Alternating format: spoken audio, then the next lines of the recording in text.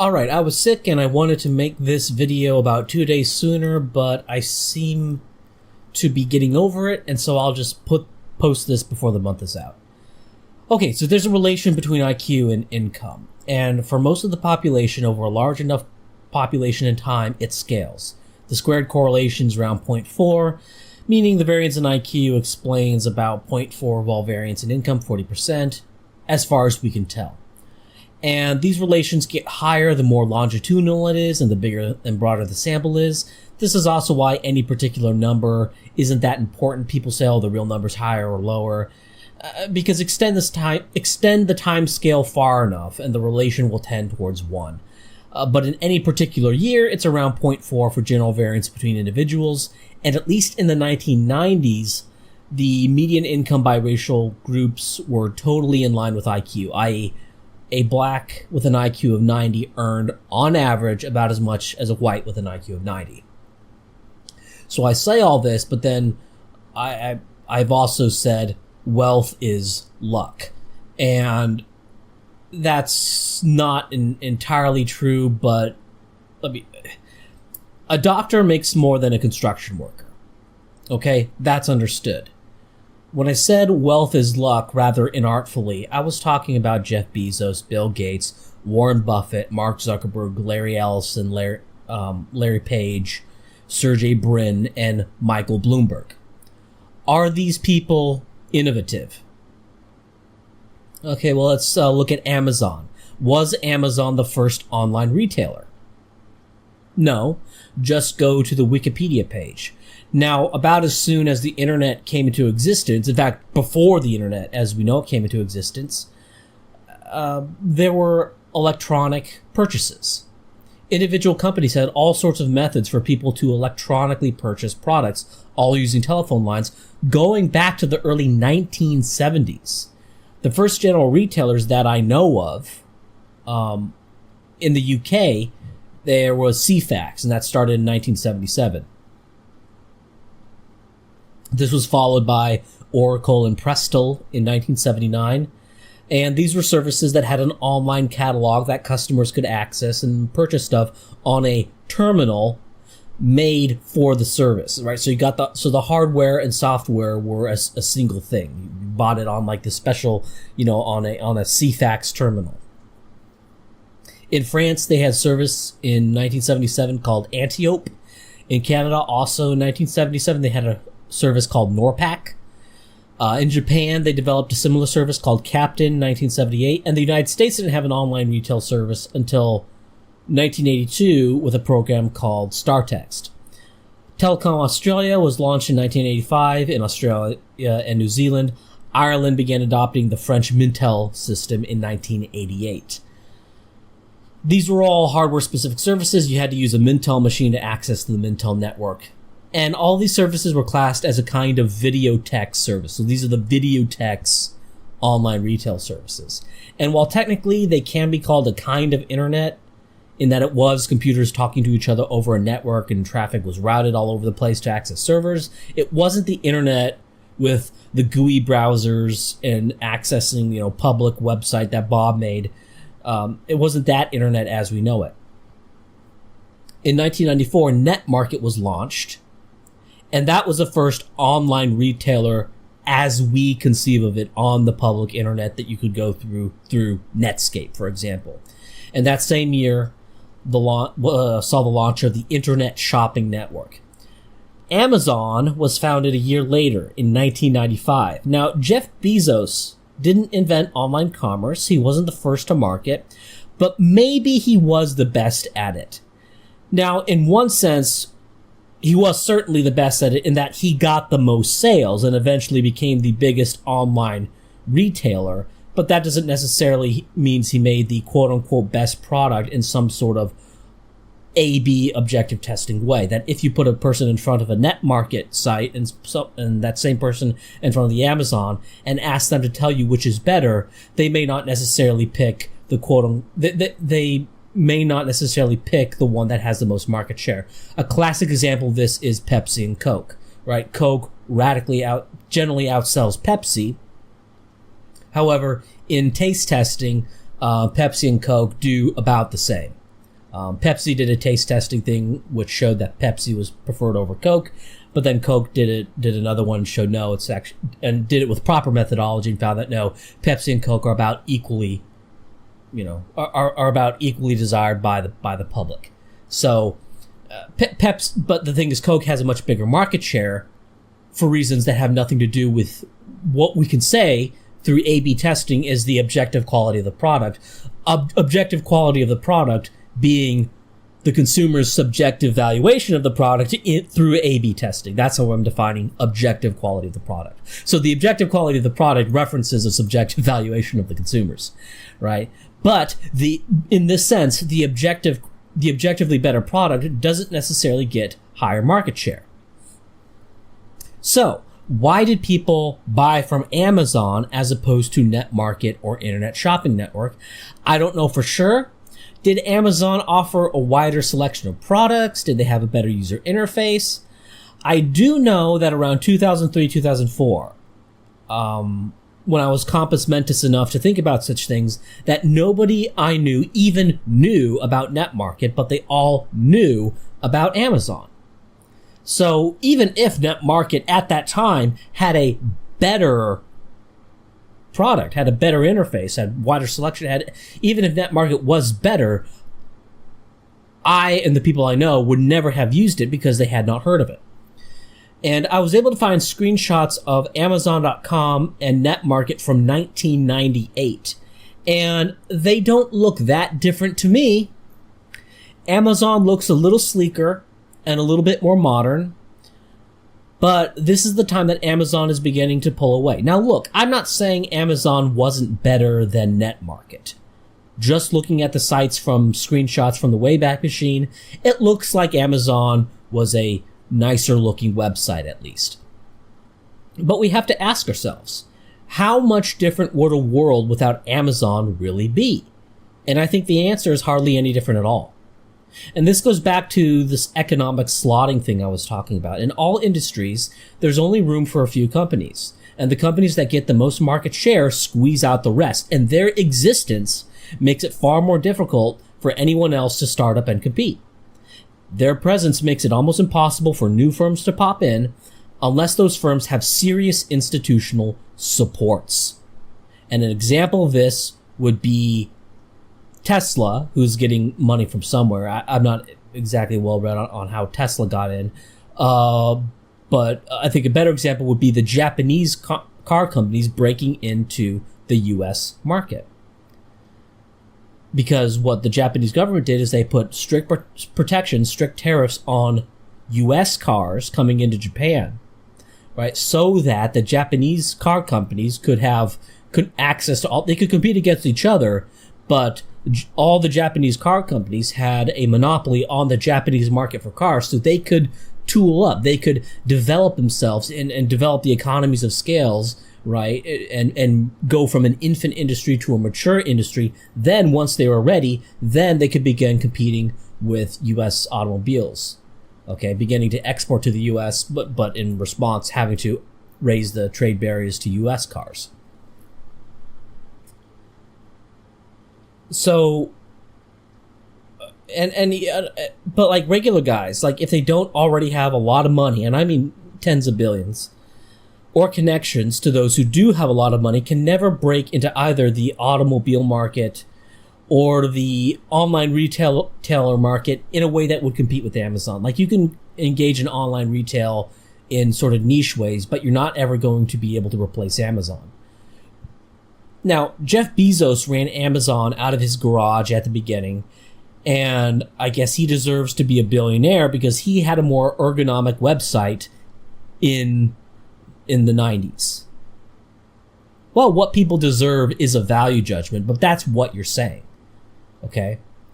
The thing is, Amazon is profiting from online retail. Amazon didn't create online retail, they took the market share of it. Online retail would have existed with or without Amazon or Alibaba or anyone else. Now you can say that without these companies, the sites might be slightly less ergonomic today. And who knows? Amazon is so radically different from what it used to be, that extrapolations of it having a better interface then versus Amazon today having a better interface than what NetMarket would have if NetMarket got that market share, who knows? Because it's entirely different people making the modern Amazon site than the people who were making it in the 90s. So there's no way to tell. All right, there's no reason to assume, oh, if it was more ergonomic then, it's going to be more ergonomic 20 years later. It's completely different people running the site at this point. We have no idea if even the better interface Amazon had over NetMarket in the 1990s even meaningfully translates into a better interface than had NetMarket won that contest. Moreover, once a company succeeds in a domain, they then leverage this to gain control over startups and other domains. A classic example is Google. Google tried to get into internet video with Google Video, but was losing to YouTube. And what did they do? They just bought YouTube. Right? So they didn't innovate. Google was able to leverage their search engine dominance to take over email and internet video, and now the Chrome browser. And hold on to your butts when they get into operating systems. The dominant email service today is Gmail. Did Google invent email? Would email not exist without Gmail? There's nothing innovative about Gmail. They're not innovators in this regard. They didn't get their billions by innovating hardly anything at all except for that initial search engine. Okay? So for internet search, was Google that much better than the other search engines back in the time when it was more of a contest? Opinions differ, and maybe Google was better in some objective sense, I don't know. But what we do know is that it became the most popular, in the same way Coke became more popular than Pepsi. That's what we can say with the most objectivity. It became the most popular. Maybe Amazon became popular because people remember the name Amazon. Or maybe Google became popular because people just remember the name. Maybe Amazon became the most popular because it begins with an A, and when people were looking up online retail, one of the first, or maybe the first result that popped up was Amazon because it was the letter A. And so if they were looking through indexes in alphabetical order, Amazon would be the first to pop up and they'd click on it. Maybe that had something to do with it. I don't know. So what happens is that there's demand for stuff, and that demand exists largely independent of the action of firms. Firms can discover new demand from time to time, and they can shift it up here and there. And maybe the actions of a firm can cause something like online retail to begin sooner than it would have otherwise. Perhaps online retail could have occurred in, say, 1992 instead of 1994. Maybe the world was ready for online retail as early as 92, and nobody really got around to it until 1994. So firms can do stuff like that. But in the long run, all these things would have happened. We would have had something like Amazon, something like Google Search, something like YouTube, and something like Chrome. Perhaps Firefox would be better if not for the existence of Chrome. And then once they're the dominant player, they can make further improvements in a way that smaller firms just can't match. And so the gap between Google Search and the rest just grows and grows and grows because they have more people using Google Search, so they can refine it off of a larger search population. Okay, and they can employ more big brains to make better algorithms in terms of what people want.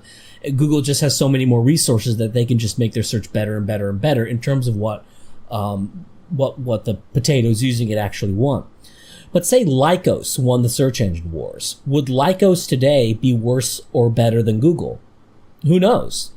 Because like with Google Search, the people like in charge of Google Search today are totally different from the people who originally made it. All right, and if Lycos won the search engine wars, the people running Lycos Search would be totally different from the people who originally made it. Right? Let's grant for the sake of argument that Google was objectively better than Lycos back then. That if you did A/B testing, people would say, I prefer the results I'm getting from Google than the results I'm getting from Lycos. I say it was, but we have no idea if Google today would be better than Lycos today if Lycos won the search engine wars. So this is what billionaires do. They take over emerging markets. They don't create the market itself. In none of these instances are the current dominant players the ones who invented any of the things that they're currently dominant in. Google didn't invent internet search or email or internet video or web browsers. In fact, they weren't even able to win in internet video outright, and so they just bought it, leveraging a previous victory, right? Parlaying victories by brute force into dominance in a new market, right? This is not the point of free competition and the best winning out. If it's like taking over a trade node in the game Europa Universalis, right? You didn't create the trade, you just take it. You just take it over. And then you start raking in the cash that comes from dominating that market, which would have existed whether you were there or not. What value does Google actually provide over the counterfactual of Lycos winning the search engine wars? We have no idea. It could be a negative value. Google today could be providing a net negative value compared to the situation where someone else won out, and they would still be making billions. And that's important to understand. Any of these, Amazon could be providing a worse product today than if NetMarket won out. I'm not saying they are, but Amazon could be providing a worse product than had NetMarket won out, and they would still be making as much money as they are. And this is the appropriate way to view these companies. The founders of Google aren't even there anymore. Bill Gates isn't involved with Microsoft anymore. The people who currently run these companies are just managing the trade node. No different than if the state had granted them a legal quasi-monopoly at some certain point, and now they're just, parlaying those monopoly effects. Now, to Lolberts, I understand how markets work. I'm not saying that what happened didn't happen, right? People will say, well, Google won out, so they're the best. They got the most market share, right? I'm not saying what happened didn't happen. I'm not saying Microsoft didn't win the operating system war. They obviously did. I'm saying that the money that they're getting, and more importantly, the influence that they have over what you can do, is completely out of proportion to whatever advantage they had over their competitors back when the operating system wars were a competition. If any. That's another thing. Was Microsoft really better than the competing operating systems at the time? That's another, that's a bit of a question mark. So what they're making their billions over, strictly speaking, is becoming the most popular product, which could be because they just chose a name that was easy for people to remember. And everything else is just parlaying that little edge they had when the market was first emerging. Thought experiment. Here's a thought experiment. If Jeff Bezos had to start over and had to compete with Amazon as it currently exists, could he do it? Of course not. Say Bezos, say Bezos, by the hand of God, could create a website that was as good as Amazon today, and had all the supply chains of Amazon. Just poof! God came down and just poofed all these warehouses, all these supply chains into existence that Amazon currently has. God just poofed and duplicated them. Like right next to the Amazon was, Amazon 2 supply, or whatever it's called. Jeff Bezos, market was poofed right next to Amazon. It was completely replicated. And you had all the drivers, you had everything completely replicated. All the warehouses, the shipping agreements, literally everything that Amazon currently has. A complete mirror replication of Amazon in its current mature state was just instantiated immediately. Okay? And if that was handed to them, you handed Jeff Bezos all those advantages, he would still lose. Right? He would still lose because people know about Amazon but wouldn't know about this new company. I'm not saying they wouldn't get any sales, but Amazon already exists. People's habits are with Amazon, and the users are going to continue to use Amazon because that's what they know. And this thought experiment highlights the futility and stupidity of people who just say, oh, well, if you think Amazon is doing something bad, just create an alternative. Just create a competitor to Amazon if you think you can do it better. Like, it doesn't matter. Like, the way the U.S. car market was broken into is that Japan put huge tariffs on U.S. car imports, allowing their own car companies to develop until they were mature enough that they could compete with U.S. car companies in the U.S. It was state protection and state action that was required to break in. Now, Tesla is likewise getting billions from somewhere. I don't know exactly, but I know he's not just some guy going into a bank saying, I want to start a car company. That's not possible, at least not in a major scale. I mean, maybe there you could start like a little community that's insistent on self-sufficiency, and you could create your own car company for that little. You could create like an Amish car company or something. And this is real, and this is the disconnect between the way business schools teach how to make money in business versus how economists operate, because real businesses have to deal with mature versus infant industries. Right? In economics, they debate this. They say, "Oh, this is a retrograde protectionism arguments or whatever." But in the real world, you have to actually deal with that. You have to actually deal with the asymmetries of all the advantages that these mature industries have. Okay. So Jeff Bezos gets $100 billion or whatever for making a marginally better online retail site than NetMarket in the mid to late 1990s. And that's what it is. Because everything else after that, once Amazon became the dominant player, everything after that was just the march. It was just the march to becoming Amazon of today. Right? And Google made arguably a marginally better search engine than Lycos or Yahoo. Let's grant for the sake of argument that it was a little bit better. Not as better as it is now, but let's just grant for the sake of argument that it was then a little bit better. Okay? Everything after that was just the march. Okay? And more or less preordained. Once Google became the dominant player, everything after that was just the march. And so what you're saying is Google should get billions and their control over email, their control over internet video, their control over web browser. They should have all that because they made a marginally better search engine in the mid to late 90s. Okay? That's what it boils down to in practical terms. So basically what I'm saying is that billionaires didn't create the economy. They just affixed themselves to it and are sucking out profits. They're not 17,000 times more productive than the average Joe. Maybe they do work harder and maybe they're smarter. Okay, fine. Maybe they do legitimately deserve something like 10 times what the average Joe has. But past a certain point, it's not yours. It's not you generating that wealth anymore. Okay, especially when, in the case of Bill Gates and Bezos, they don't have to lift a finger to do anything in Amazon, and yet all the cash is just piling into their bank accounts and their investment portfolios.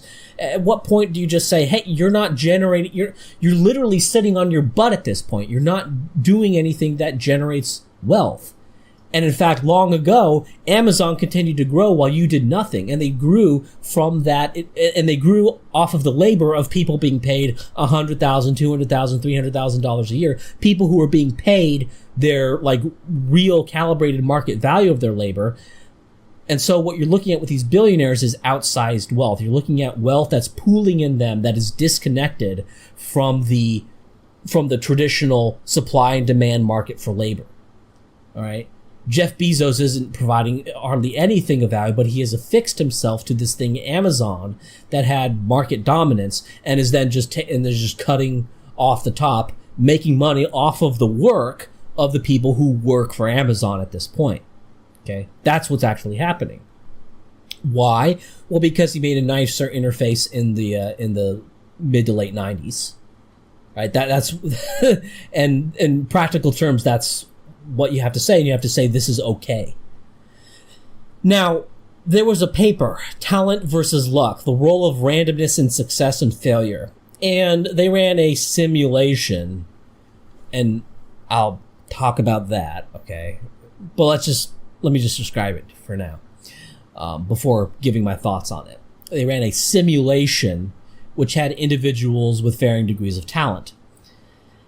They all had basically loaded dice rolls, with more talented people having the dice loaded biased more towards success than failure, or lucky versus unlucky events.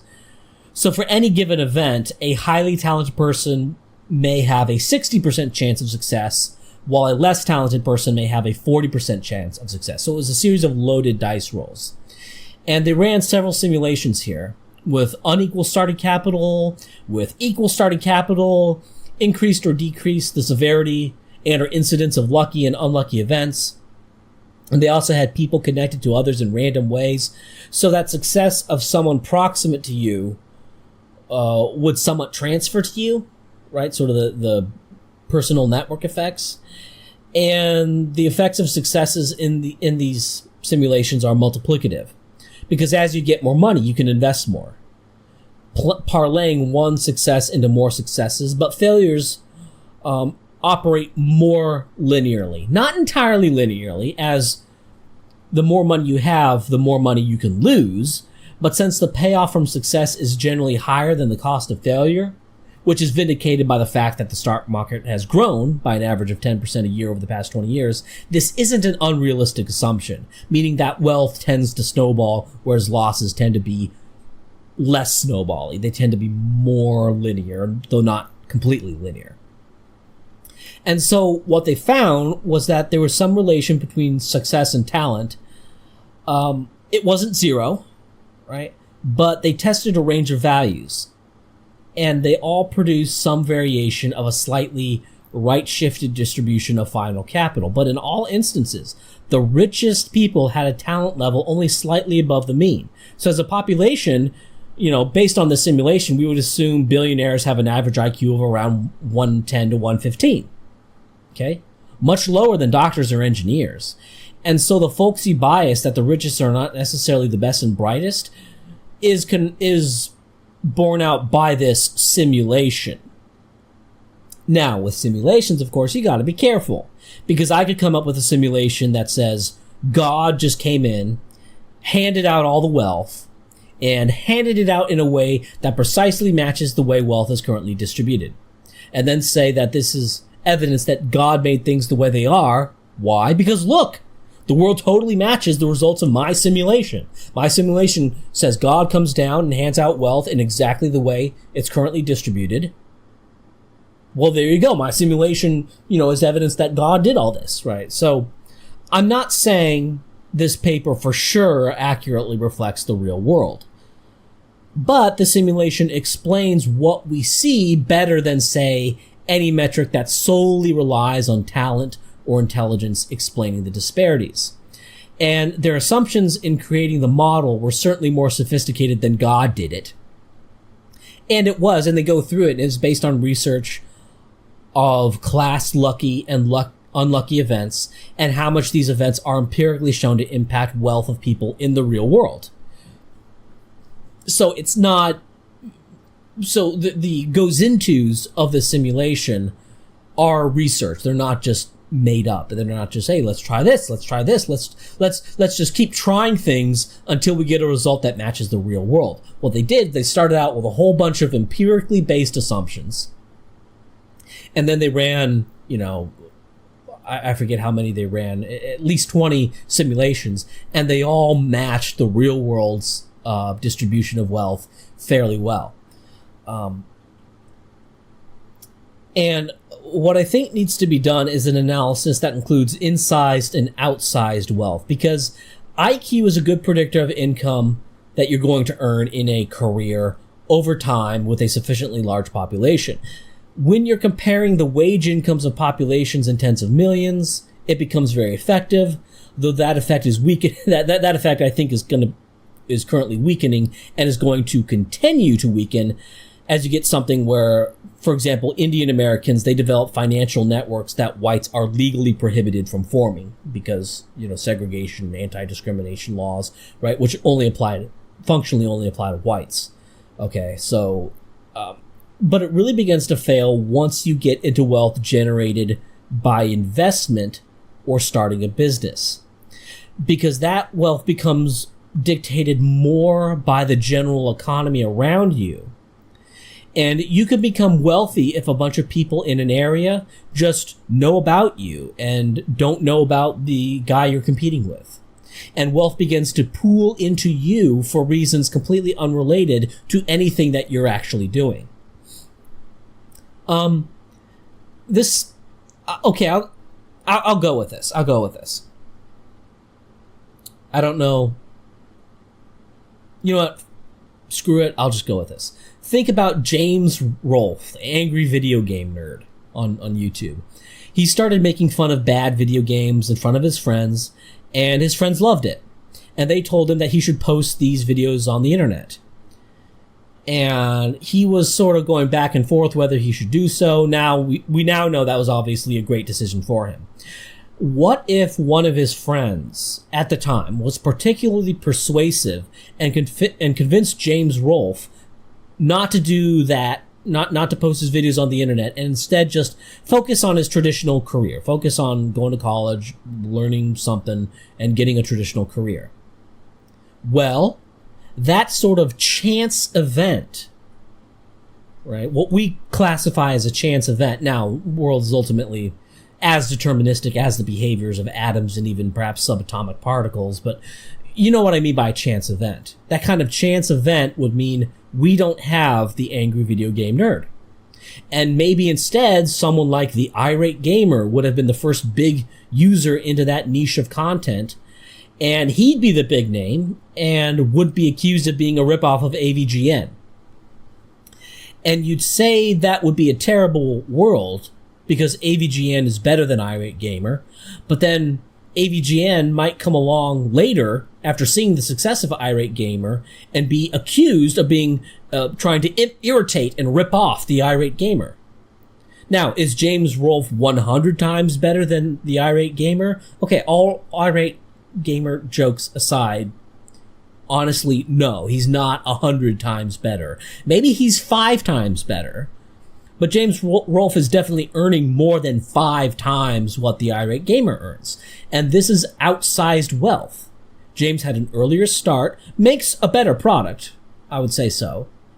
But then the knowledge of that better product gets more well-known, more people come to see him, and so despite only having 5 times a better product than the irate gamer, he gets something like 100 times the audience. When you have people making physical objects like growing crops, pumping oil, blacksmithing, yes, the smarter guy will generally be the better blacksmith, but whatever that disparity is bounded by the limited biological variation in Homo sapiens and what he can physically do with his hands. And yes, I'm a hereditarian and recognize big genetic differences between people. In fact, far larger than the average Joe imagines exists in terms of variation between people and populations. But it's not thousands of times different. Average people aren't cockroaches compared to billionaires. Companies today, it's interesting, because companies today are trying to ape the practices of more successful companies, and it almost never works. It's all just like a big cargo cult. That companies are doing this, and they're more successful. Like, that company's doing this, they're more successful. Let's do that too, and we'll be successful like them. And what ends up happening is it doesn't work, because the reason some other company is doing better may just be because they have more name recognition, or just by chance, word of mouth, people got out to buy a product that you make, but then they conflated the name of that product with the name of the company. For example, I'm going to go out and buy a Coke, or I'm going to go buy a Nintendo tape, or I'm going to go Google something, right? So the service, yeah, right, the general service is then conflated with the proper noun of the company. Now, once some lucky guy latches onto a market node and diverts wealth of the economy into himself and his firm, now he has wealth functionally disconnected from, market exchange. Because for now, at least, Microsoft, for example, doesn't have any real competition in operating systems. Yeah, Linux, OS, but those are relatively quarantined and gate kept. Like, they just make money selling operating systems and your data. This gives Bill Gates passive income, i.e. money made from the work of others that he just gets. And so Bill Gates can now operate like a mini state, right? Now, states get their money from people through taxation, and that's the kind of passive income that's given to the state. Now, traditionally, because of this state, because states get all this passive income, states are highly regulated and very prescribed in what they can and can't do. Billionaires are much less regulated, and so billionaires act as mini states, or sometimes not so mini states, as the annual income of some private individuals is often higher than that of certain African countries. But take a small state like Luxembourg. Maybe its total tax revenue is higher than what Jeff Bezos makes in a year. I don't know. It's not that important. Let's say it is. Probably is. But Luxembourg has to spend that money on things like roads, schools, water treatment, medical care, right? The government of Luxembourg is very prescribed in what they can spend that money on. Bezos, however, say he gets $5 billion a year, he can spend that on whatever he wants, with some exceptions. He can't buy nuclear weapons or Apache helicopters or whatever, but he's not constrained in the same way that a state is. There's some things that the state gets to spend money on that private billionaires can't, but by and large, the private billionaire is much more free in what he can spend the money on. He doesn't have to put that money into medical services for other people or anything else. He can put it into some media outfit and push his retarded opinions that he has. Right? And people can go, oh, but you're really smart because you're a billionaire, right? No, I just made a slightly more ergonomic online retail site in the late 90s and then benefited from the march after that. Or he can just throw it away in Africa aid so that some warlord can buy more guns and drugs while Bezos feels good about himself, right? That's what these people like to do. They like to take resources generated from you and then give it to African warlords, right? To more secure their power in Africa. So basically, these billionaires, they have little swords of states, and they got it by sucking off surplus value. Now, if you want to say, oh, I don't like you using the word surplus, that's a Marxist word. Well, okay, but like, that's what it is. There's a surplus from Amazon. That's value, and it's going to Jeff Bezos. And how is that value generated? It's generated by the people working for Amazon. So sorry if you don't like it because of the Marxist terminology, but it's literally true, okay? Now, the state sucks up surplus value through taxation, all right? These billionaires do it by market control. Market control that is thousands of times out of proportion to whatever, if any, initial objective superiority of the product that they were selling during the competitive phase of that emerging market. This outsized wealth creates archons. Okay, people with wealth that they can wield like a sword because it's not connected to any particular thing that they have to do. It is disconnected from market discipline, right? So they are archons. And one humorous example of an archon is Mike Bloomberg and what he's doing with the Democrat Party. Now, I think it's funny because Bloomberg is screwing over the Democrat Party, trying to block Bernie Sanders, who any political analyst with an IQ above room temperature knows the Democrats must run. They know that they must run Bernie Sanders. Even if they were to lose to Trump in a landslide by running Sanders, which I don't think is a foregone conclusion. There's a lot of boomers say, "Oh, he's a communist; he'll certainly lose." Sorry, we got all Ronald Reagan's natural conservatives all up in here, so it's much more likely that Sanders could win. But for the sake of argument, let's say that's the case. Even if they would certainly lose in a landslide to Trump, the Democrats must run Bernie in order to keep their party from splitting. They could say, "Look, we ran the quote-unquote radical; he got blown out." So, and that would placate the radicals and also chide them a little bit within their own party, right? Or the perceived radicals, right? But see, Bloomberg probably has an IQ, 115, 120. He's a high midwit. He's smarter than the typical midwit, but he's like a high midwit. But he's got billions because he had lucky events happen in his life, and he was just smart enough to capitalize on the lucky events.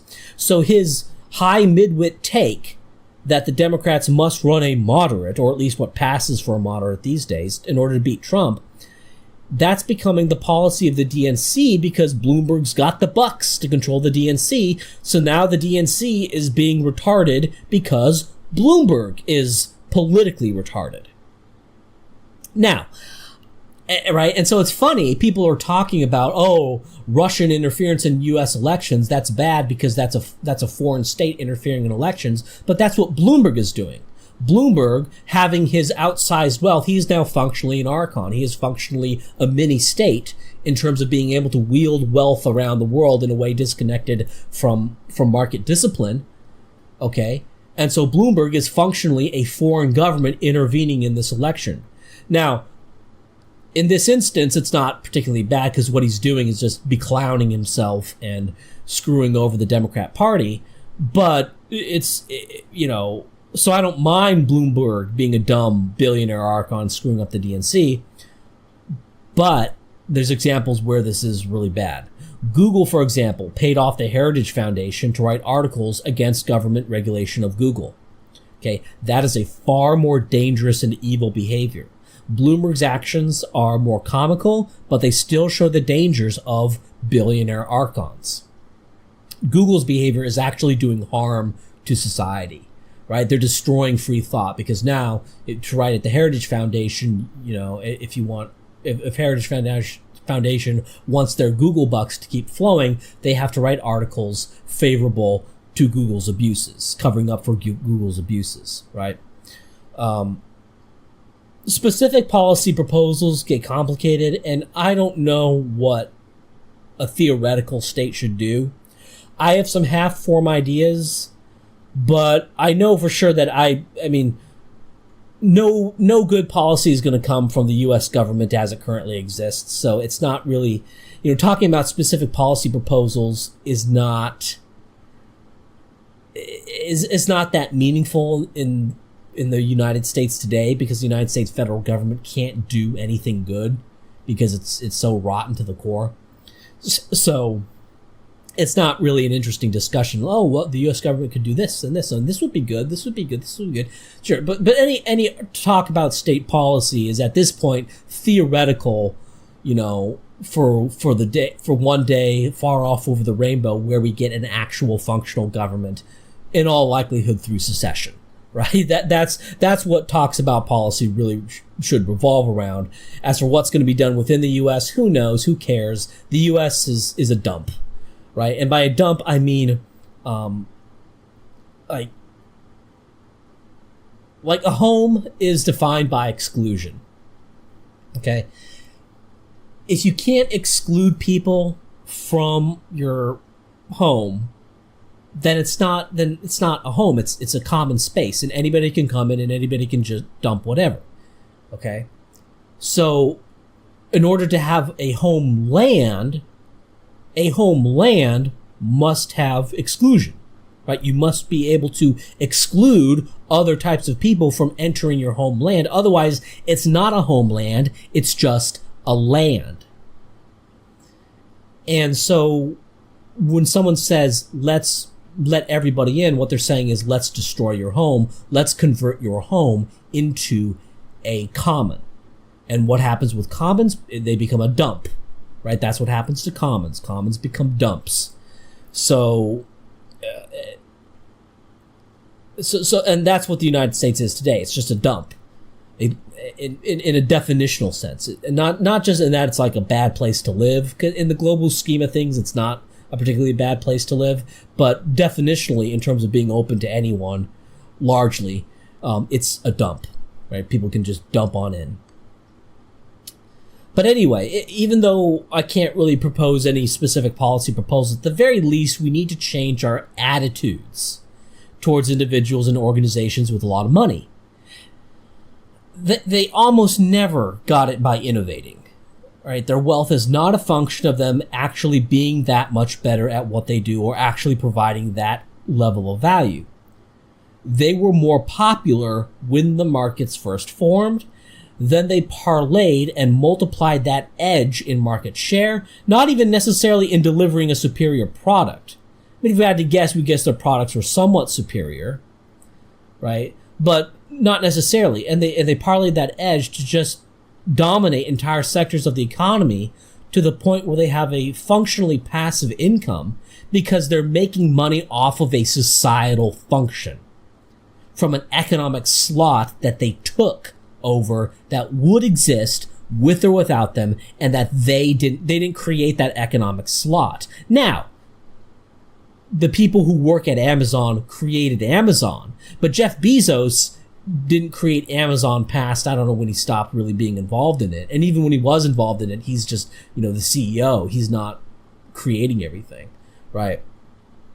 And as a CEO, yeah, certainly he deserves some money. He deserves, probably more than anyone who works at Amazon, okay? But the wealth that's going to Bezos is not a product of actual exchange, right? It's a product of Amazon's market whereas the wages of the people who work at Amazon, it's part of a wage negotiation between Amazon and the people who work for Amazon, right? So their wages, the wages of the people who work at Amazon, that's disciplined by market exchange. Jeff Bezos's wealth, he's not exchanging with anyone. He just owns Amazon. Amazon turns a profit. He takes that off the top, right? There's no market exchange. There's not the two lines that intersect, and that's where the wage is for Jeff Bezos. No, it's his wealth is completely divorced from any kind of traditional economic calculation. It's outsized, and he becomes an archon, right? Our attitude towards billionaires needs to be that maybe 1% of their wealth is truly earned and deserved, and 99% of it is just,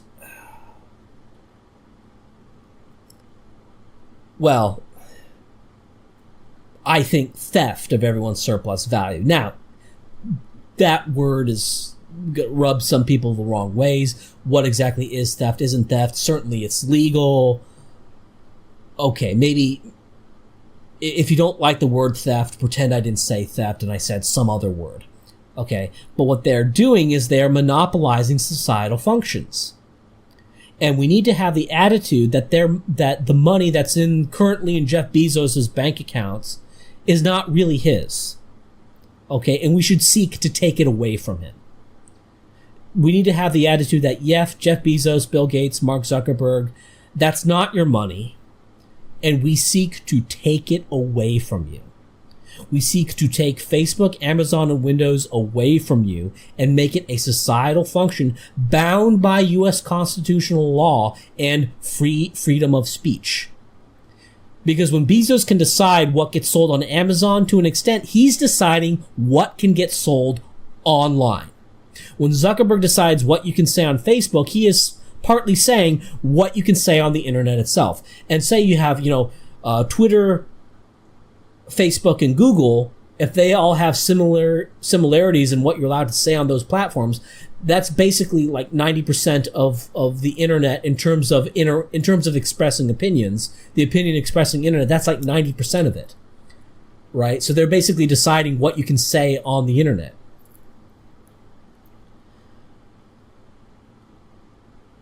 Now, so that's not a position he earned. That's not a position he deserves. The social network, something like Facebook, is a societal function that would exist with or without Zuckerberg and Facebook itself. And they need to be brought to heel somehow.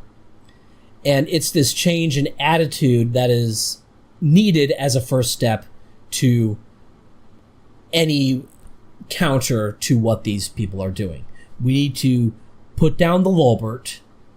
We need to recognize what is actually happening. We need to recognize the reality of infant industries versus mature industries. We need to recognize the reality of network effects and censorship and how current players can prevent the entry of other players into a market.